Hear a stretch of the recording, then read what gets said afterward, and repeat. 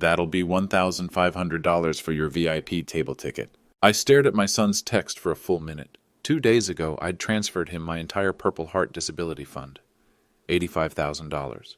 Money I'd earned with my left leg in a Vietnamese rice paddy 53 years ago. Now David wanted me to pay to watch him get honored as Patriot Entrepreneur of the Year. I set down my phone, walked to my closet, pulled out something I hadn't worn in 20 years. My army dress uniform, still pressed, still proud, the left trouser leg pinned up where my prosthetic meets what's left of my thigh. David had no idea what was coming. You see, my son built his defense company empire on my blood money. Tonight, at the Pentagon Gala, with C-SPAN cameras rolling, he was about to learn the real cost of patriotism. Let me take you back to where this all started. My name is William Johnson. Friends call me Bill. I'm 67 years old, and I've been collecting Purple Heart disability compensation for 46 years. $2,833 every month. Not much, but it added up. I lost my left leg on May 15, 1971, in Da Nang province. Stepped on a landmine while pulling my wounded radio operator to safety. The blast took everything below my knee and most of my hearing in my right ear. I spent 8 months in military hospitals, learning to walk again. But this story isn't about my war, it's about my son, David. David Johnson, CEO of Tactical Defense Solutions, 41 years old, self-made millionaire according to every business magazine that's profiled him, including that Forbes article where he called himself a second-generation patriot building tomorrow's defense technology. Second-generation patriot? Right. What those magazines don't know is that David's company was founded with my Purple Heart money, every single dollar of it. 3 months ago, David called me with this incredible opportunity. His voice was electric with excitement. Dad, I need to expand the manufacturing division. We're talking about a $23 million valuation within 2 years, but I need bridge funding, $85,000 for the initial equipment purchase. I'd been saving that money for 30 years. Every disability check, minus what I needed for rent, food, and prosthetic maintenance. It was going to be my security blanket. Maybe help pay for the assisted living facility I'll probably need in a few years. But this was my son, my only child. And he was talking about building something important, defense technology, helping soldiers. I'll do it, I told him without hesitation. The bank transfer went through on a Tuesday morning. $85,000 from my Wells Fargo savings account to Tactical Defense Solutions, LLC. The teller, a young woman named Jessica, actually gasped when she saw the amount. That's a lot of money, Mr. Johnson. Are you sure about this? I was sure. I was proud. 2 days later, David sent me that text. But here's what really burns. Here's what you need to understand about Tactical Defense Solutions and my son's self-made success story. I did some research after getting that text message. Turns out David's company doesn't just make defense technology. They specialize in prosthetics for wounded veterans. Advanced titanium limbs for soldiers who've lost arms and legs in Iraq and Afghanistan. The irony is so thick you could cut it with a knife. My son is making millions selling artificial limbs to veterans using money he got from a veteran who lost his own limb defending this country. The Pentagon contracts alone are worth $156 million annually. David's company produces the same type of prosthetic I wear every day. The difference is mine cost the VA $15,000 in 1971. David's version cost the Pentagon $43,000 each per unit, and every single one of those sales can be traced back to my Purple Heart Disability Fund. But wait, it gets worse. I started digging deeper into David's public statements. Found a video interview he did with Defense Contractor Weekly last month. He's sitting in his glass corner office wearing a $2,000 suit, talking about his vision for veteran care. At Tactical Defense Solutions, he says, looking directly into the camera, we understand sacrifice because we've lived it. My family has skin in the game. Real skin. Real skin. My leg, my blood. The interviewer asks him about his background, his inspiration for starting the company. I've always believed in serving those who serve, David says. It's personal for me. I've seen what our heroes go through, and I wanted to build something that honors their sacrifice. The man never mentions me, never mentions the $85,000, never mentions that his entire company was built on his father's disability compensation. Instead, he talks about his entrepreneurial vision and his innovative approach to veteran care. Self-made, right. 2 days after I gave him everything, my son decided I wasn't worth a free seat at his celebration dinner. But the most damaging discovery came when I found David's company incorporation documents. They're public record, available through the Secretary of State's office. Tactical Defense Solutions was founded on the exact same day my bank transfer cleared. Same day. The initial capital investment listed on the filing? $85,000. My $85,000. But here's the real kicker. According to the documents, the company has one founding investor listed as Private Individual Veteran Disability Compensation Funds. That's me. I'm listed as the founding investor, but David changed the paperwork to hide my identity. Made it look like anonymous veteran charity instead of his father's life savings. You won't believe what I did next. I called my son the next morning, Wednesday, 7:30 a.m. I knew he'd be in his car driving to his Bethesda office, probably listening to some business podcast. He picked up on the third ring. "Morning, Dad. What's up?" "David, I got your text about the gala ticket." "Oh, right. Yeah, sorry about the short notice, but the venue has strict capacity limits. VIP tables are $1,500 each. It's actually a pretty good deal considering the location and the caliber of attendees." I took a deep breath. "Son, I just gave you $85,000. And I'm incredibly grateful for that investment opportunity. This is going to pay dividends for both of us." Investment opportunity, not gift, not sacrifice. Investment opportunity. "David, that money represents 46 years of disability payments. I lost my leg earning that money." Silence on the other end. Then a sigh. Dad, look, I appreciate what you went through in Vietnam. I really do. But that war was 50 years ago. The disability payments aren't exactly... you've been collecting that money for decades. It's not like you earned it all at once." My hand tightened around the phone. "I earned every penny with my leg, David. Come on, Dad. Let's be realistic here. You've been living off those checks your whole life. This is the first time you've actually done something productive with that money. Something productive. Building a company that helps wounded veterans is productive," he continued. "What you did in Vietnam was admirable, but that was ancient history. I'm building something for the future." Ancient history. "David, your company makes prosthetics for veterans. Among other things, yes, we're diversified. We do tactical communications, field medical equipment, advanced materials research. The prosthetics division is just one segment. The most profitable segment. $156 million in Pentagon contracts." Another silence, longer this time. "Dad, how do you know about our contract numbers?" "Public information. Your quarterly reports are filed with the SEC. Look, I don't appreciate you digging into my business operations. That shows a lack of trust. I trusted you with my life savings. And I've put that money to good use. Tactical Defense Solutions is on track to be valued at $23 million by next year. Your initial contribution will be worth significantly more than what you put in." "My initial contribution? Your investment? Your stake in the company?" "What stake? You never gave me any ownership documents." "Well, obviously we'll work out the details once we complete the Series A funding round. But right now I need to focus on growth, not paperwork." I could hear his turn signal clicking, probably pulling into his reserved parking space at the office. "David, I want to come to the gala." "Of course you do. Like I said, it's $1,500 for the VIP table. There are cheaper seats available, but they're in the back. You probably wouldn't be able to hear much from there anyway." "Wouldn't be able to hear much because of my service-connected hearing loss." "I think I should be there for free, son." "Dad, this isn't a family barbecue. This is a professional event. The American Defense Industry Association's Patriot Entrepreneur Award Dinner. These people are Pentagon officials, defense contractors, military leadership. It's black tie. I've worn dress blues before." "That's not..." "Look, Dad, I'm not trying to be difficult here, but you have to understand the optics. This award is for my business achievements. I've worked incredibly hard to build this company from nothing." "From nothing? You built it from my Purple Heart money." "I built it from an initial capital investment, yes, but the vision, the execution, the client relationships, the innovation, that's all me. I've earned every dollar of success. Using prosthetics technology to help wounded veterans. Using advanced engineering and materials science to solve complex problems.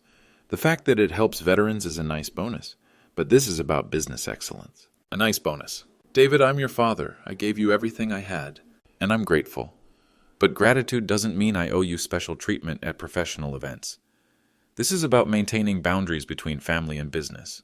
"You used family money to start the business. I used investment capital. The source of that capital is irrelevant now." "The source was my leg." "Dad, you need to move past this victim mentality. What happened to you in Vietnam was unfortunate, but it was also a long time ago. I'm building something positive from that situation, something forward-looking. Victim mentality." "You know what, David? You're right. I do need to move past something." "Good, I'm glad we can..." "I need to move past thinking my son has any honor left. That's completely unfair." "Is it? You took my sacrifice money and turned it into your success story. Now you want me to pay to watch you get honored for building a company with my blood." "Dad, you're being emotional about this. This is business." "No, son. This is family, and family means something." "I have to go. I'm at the office." "David?" "What?" "I'll see you at the gala. If you buy a ticket, sure." He hung up. I sat there for 10 minutes, staring at my phone. Then I made another call. What he said next crossed a line I never thought he'd cross. The person I called was Colonel Sarah Williams, retired. Sarah and I served together in Vietnam. different units, but same area of operations. She's been working Pentagon liaison for veteran advocacy groups for the past 15 years. Sarah, it's Bill Johnson. Bill, how are you doing? Haven't heard from you in months. I need a favor, and I need to tell you something that's going to make you angry. I explained the situation. The $85,000, David's company. The text message demanding payment. Sarah listened without interrupting. When I finished, there was dead silence on the line. Bill, are you telling me your son is charging you to attend an event where he's getting honored for building a company with your Purple Heart money? That's exactly what I'm telling you. And this company makes prosthetics for wounded veterans? Primary revenue stream, Pentagon contracts worth over $100 million annually. Jesus Christ, Bill. Sarah has never been one to mince words. What do you want to do about it? I'm going to that gala, with or without a ticket. The Pentagon Event Center has serious security, Bill. You can't just walk in. I'm not planning to sneak in. I'm planning to make an entrance.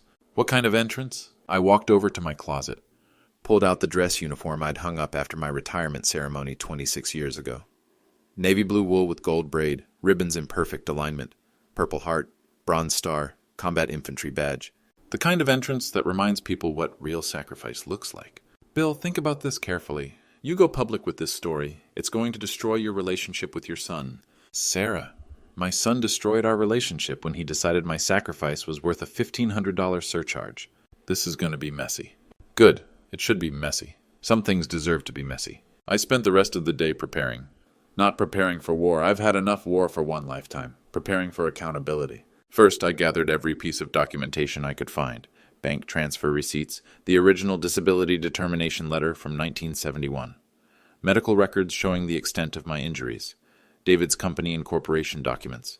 The Forbes article where he called himself self-made. Then I did something I hadn't done since my retirement. I polished my dress uniform. The navy blue jacket still fit, though it was tight around the middle. The ribbons were exactly where they'd always been. Purple Heart on top, Bronze Star next to it. 37 years of military service condensed into small pieces of colored cloth. I looked at myself in the mirror. Gray-haired man in an old uniform. Missing left leg replaced by government-issued titanium and plastic. 77 years old and still fighting. But this wasn't about fighting. This was about truth. The gala was set for Saturday night. Black tie event at the Pentagon Officers Club. 500 attendees including active duty generals, defense contractors, and media representatives. C-SPAN was broadcasting live. Perfect. I called David one more time Friday afternoon. Gave him one last chance. Dad, I already told you, $1,500 for the VIP table. David, I'm asking you as your father to reconsider. I'm asking you as a professional to respect my boundaries. What if I told you I had something important to share with the audience? Dad, this isn't your event, this is my night. Built with my money. Built with investment capital that I've multiplied by a factor of 27. I want to be there when you accept that award. Then buy a ticket like everyone else? Fine. I hung up and called Sarah back. I need one more favor. What kind of favor? I need you to make some calls. Pentagon press office. Maybe some of your veteran advocacy contacts. Let them know there might be an interesting story developing at tomorrow night's gala. Bill, what are you planning? I'm planning to attend my son's award ceremony. With a ticket? With a story. Saturday evening, I put on the dress uniform for the first time in 26 years. Pinned the ribbons in their proper order. Attached the Purple Heart medal to the breast pocket. I looked in the mirror one last time. The man staring back at me wasn't the broken veteran who'd given his son everything. This was Staff Sergeant William Johnson, United States Army, 1st Infantry Division. This was the man who'd crawled through enemy fire to save his radio operator. The man who'd lost his leg protecting his brothers. The man who'd spent 46 years collecting disability payments with dignity and pride. David had forgotten who his father was. Tonight he was going to remember. I made a decision that would change everything. The Pentagon Officers Club sits in the shadow of the world's largest office building. Saturday night, the parking lot was filled with black luxury sedans and limousines. Men in tuxedos and women in evening gowns walked toward the entrance under bright security lights. I pulled my 20-year-old Honda Civic into a parking space between a Mercedes and a BMW. The engine made a rattling sound when I turned it off. I sat there for a moment, watching the defense industry elite stream toward the building. These people were David's crowd now. Millionaires and generals and Pentagon procurement officers. People who made decisions about $100 billion weapons systems over cocktails and small talk. I adjusted my tie and stepped out of the car. The dress uniform drew stares immediately. Not because it was unusual. Plenty of retired military attended these events, but because it was old. The cut was from a different era. The ribbons were faded from years of storage, and there was that obvious empty left trouser leg, pinned up and pressed flat. I walked toward the main entrance with as much dignity as I could muster. The prosthetic leg clicked slightly with each step, a sound I'd learned to ignore decades ago. "Good evening, sir." The young Marine guard at the door looked crisp in his dress blues. "May I see your invitation?" "I don't have one." "Sir, this is a private event, invitation only. My name is William Johnson. My son David is receiving an award tonight." The Marine consulted his tablet. "Sir, I show David Johnson on the guest list, but no +1. Did you purchase a ticket separately?" "No, I did not." Behind me, a line of formally dressed guests was beginning to form. I could hear murmured conversations, the sound of people checking their phones and adjusting their jewelry. "Sir, I'm sorry, but I can't admit you without proper credentials." "Son, I'm a Purple Heart recipient." "I understand that, sir, and I respect your service. But event security is my responsibility." A man in a tuxedo stepped forward. Early 50s, graying hair, confident bearing. "Is there a problem here?" The Marine snapped to attention. "No problem, General Morrison. Just verifying credentials." General Morrison looked at me, taking in the aged uniform and the missing leg. "Veteran, Vietnam 1st Infantry Division." "What unit?" "2nd Battalion, 16th Infantry Regiment." His expression softened slightly. "The Rangers. Tough outfit." He turned to the Marine. "What's the issue, Corporal?" "Sir, this gentleman doesn't have an invitation or ticket." General Morrison looked back at me. "Whose guest are you supposed to be?" "My son's David Johnson. He's receiving the Patriot Entrepreneur Award tonight." Tactical Defense Solutions. Impressive young man." He paused. "Why don't you have a ticket?" This was the moment. The moment when I could either back down gracefully or commit to the path I'd chosen. Because my son decided I should pay $1,500 to watch him get honored for building a company with my Purple Heart disability money. The General's eyebrows went up. Behind me, the conversation in the line went quiet. "I'm sorry, what did you say?" $85,000, General. My entire disability fund transferred to his company 3 days ago. Yesterday, he texted me a bill for tonight's dinner." General Morrison looked at the Marine Guard, then back at me. "Corporal, step aside." He moved closer, lowering his voice. "Mr. Johnson, that's a serious allegation." "It's a serious situation." "Do you have any documentation?" I reached into my jacket pocket and pulled out a manila envelope.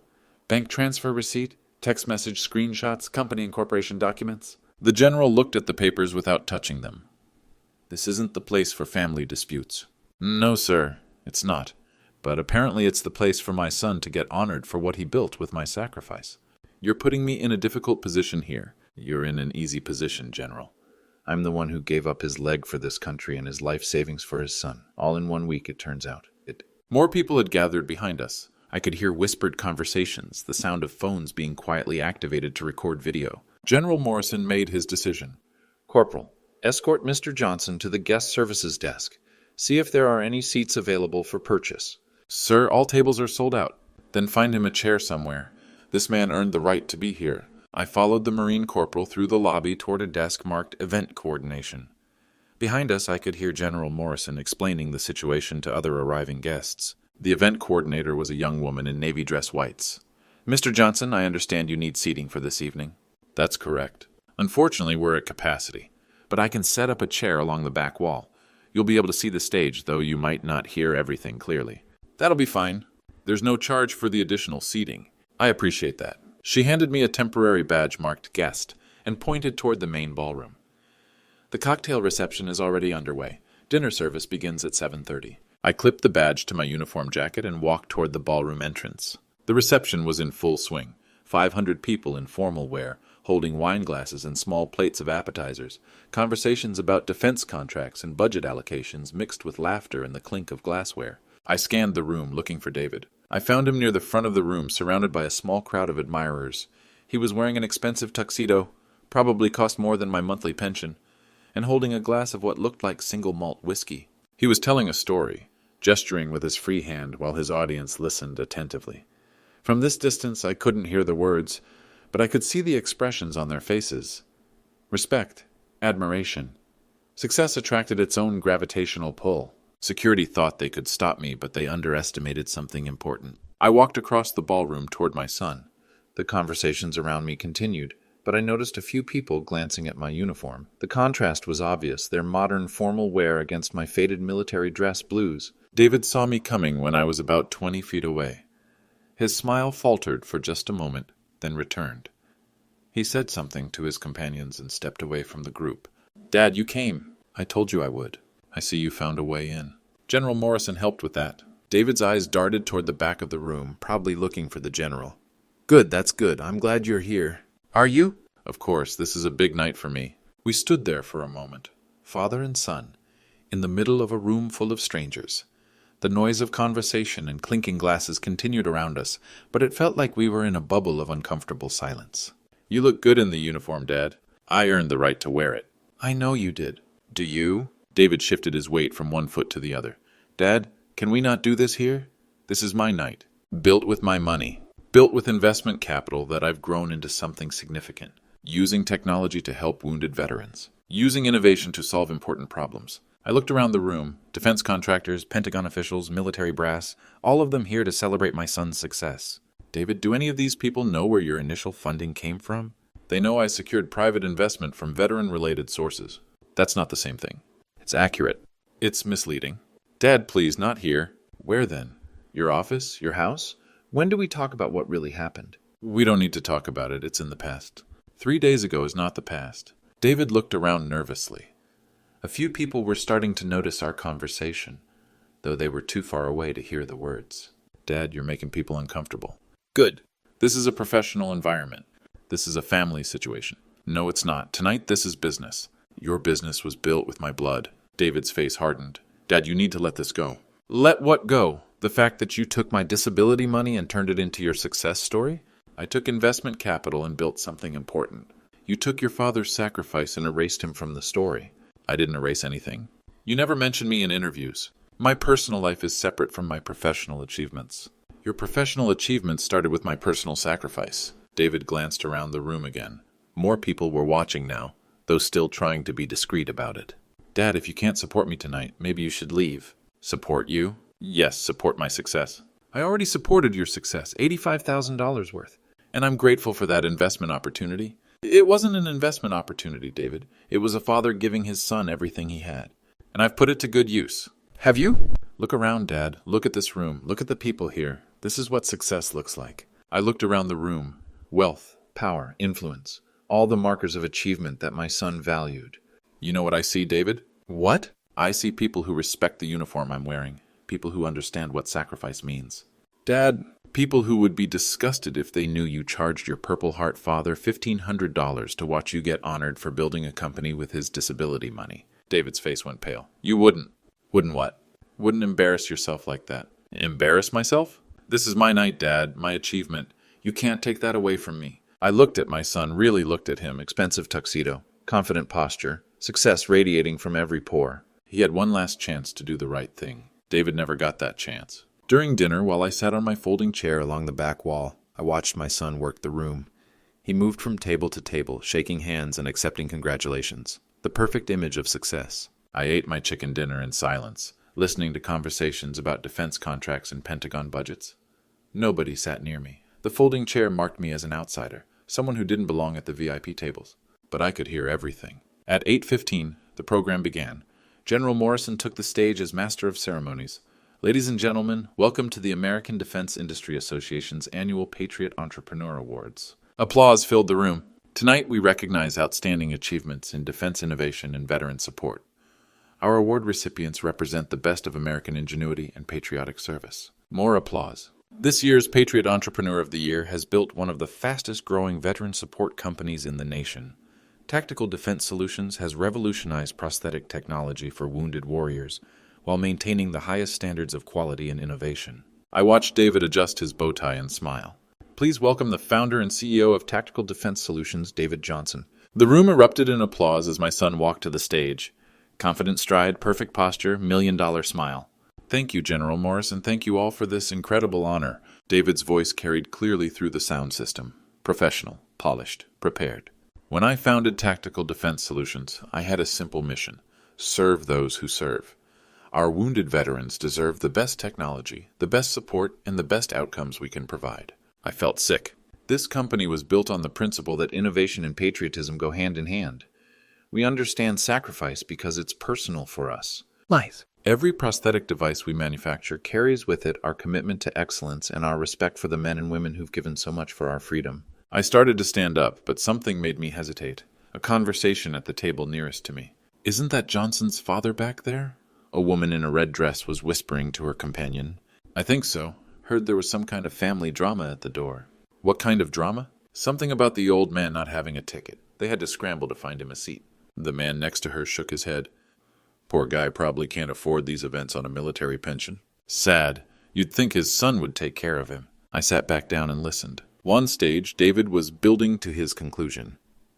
The success of tactical defense solutions proves that American innovation and American values can change the world. Thank you for this honor. The applause was thunderous. Standing ovation.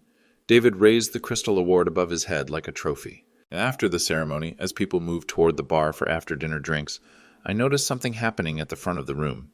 David was being interviewed by a man with a small video camera. I moved closer, staying along the wall. David, congratulations on this well-deserved recognition.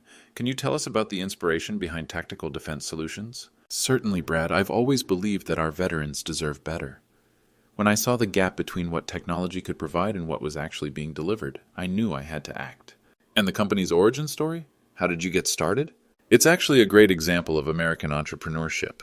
I identified the market need, developed a business plan, and secured private funding from veteran-related sources. Classic startup story. Veteran-related sources. The growth has been remarkable, from startup to major Pentagon contractor in just 2 years. We've been blessed with incredible support from the veteran community, people who understand our mission and believe in our vision. The veteran community, not his veteran father, the community. Any final thoughts for our viewers? Just this. Success comes from hard work, innovation, and staying true to your values. Tactical Defense Solutions represents the best of American enterprise. The interview ended and David shook hands with the reporter. I walked back to my folding chair and sat down. Around me, the party continued.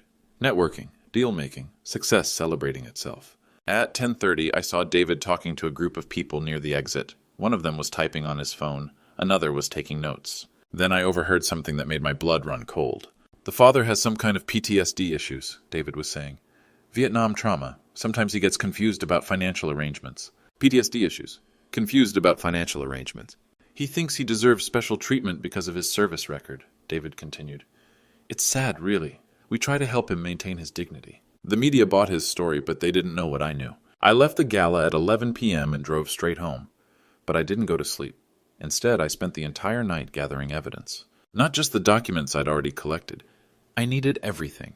Every piece of paper that connected my son's success to my sacrifice. I started with my filing cabinet.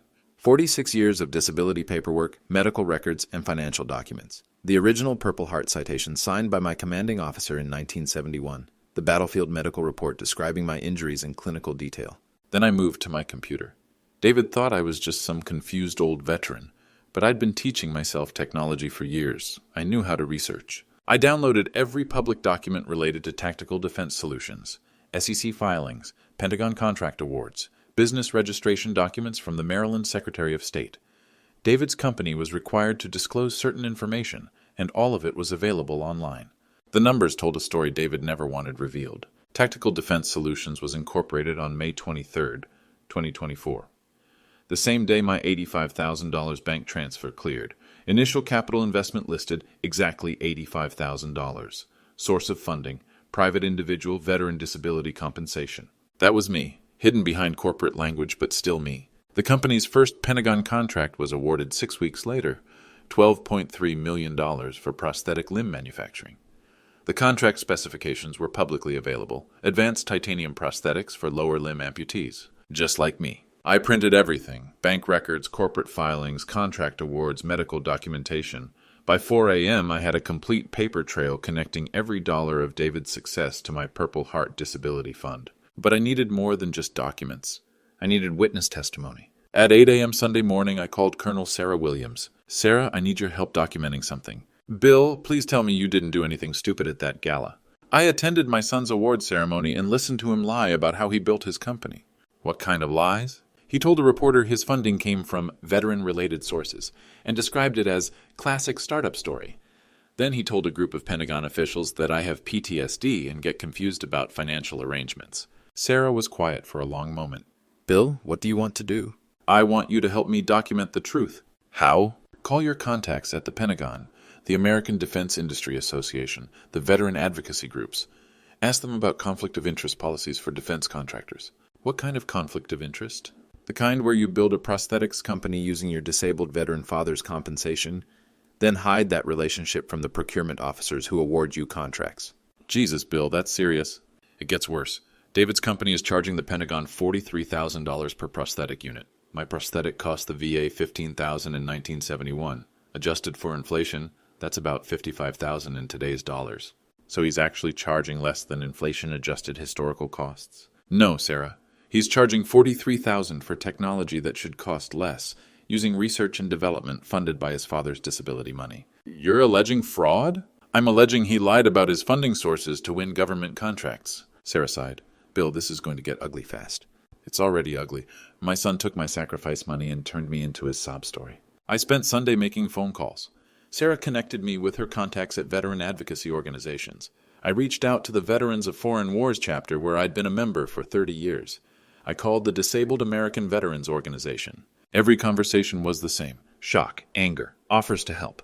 By Sunday evening, I had something David never expected, an army of witnesses. But the most damaging evidence came from an unexpected source. At 6 p.m., my phone rang. Unknown number.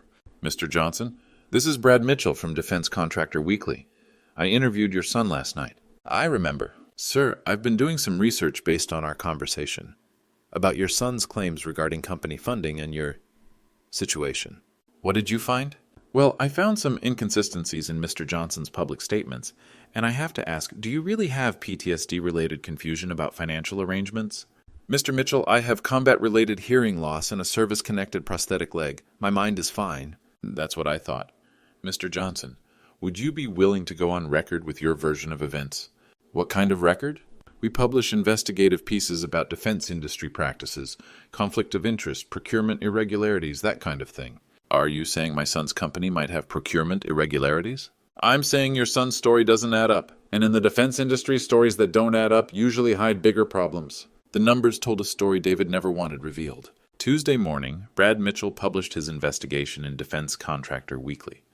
The headline read, Patriot Entrepreneur Built Empire on Father's Purple Heart Fund, Hid Relationship from Pentagon. The article was devastating. Mitchell had done his homework. Every claim documented. Every quote verified. Every dollar traced from my disability fund to David's corporate bank account. But the real bombshell came Wednesday morning. The Pentagon Inspector General announced an investigation into potential procurement fraud at Tactical Defense Solutions.